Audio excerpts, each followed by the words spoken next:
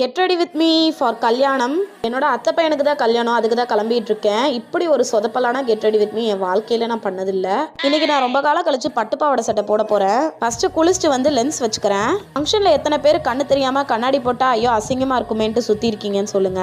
Moisturiser out of stock போயிடுச்சு, அதனால night க்ரீமை போட்டுக்கிறேன். ரொம்ப புதுசா ட்ரை பண்ண மூஞ்சி எதுவும் கெடுத்துக்காம எப்பவும் யூஸ் பண்ற அதே eyebrow pencils, pins, baby take, lipstick, அதுக்கப்புறம் ஐலைனர் இதெல்லாம் போட்டு சிம்பிளா மேக்கப்பை முடிச்சுக்கிறேன். இத்தனை லிப்ஸ்டிக் வச்சிருந்தாலும் நல்ல லிப் ஷேட் இல்லை அப்படிங்கிற ஃபீல் தான் வருது எப்பவுமே. கிளம்புறதுக்கு ஒரு பயங்கர லேட் ஆகிட்டேன். அம்மா அப்பாலாம் காலங்காத்தாலே போயிட்டாங்க. கேப் வேற புக் பண்ணி வந்துருச்சு. அந்த அவசரத்தில் கிளம்பிட்டு இருந்தேன் நானே. என்னோட பட்டுப்பாவாடை சட்டை பிளவுஸ் பார்த்தீங்கன்னா ரொம்ப லூஸாக இருக்குன்னு சைடு பிடிச்சிருந்தேன். அது இறங்கவே இல்லைன்ட்டு பிரிச்சு கொடுத்துருந்துச்சு ஐஷோ. ஆனால் அந்த ஷார்ப் வாங்கி ஒரு டர்ன்னு ஒரு இழுத்தான். அந்த பிளவுஸ் சுக்கு நூறா கிழிஞ்சிடுத்தோ.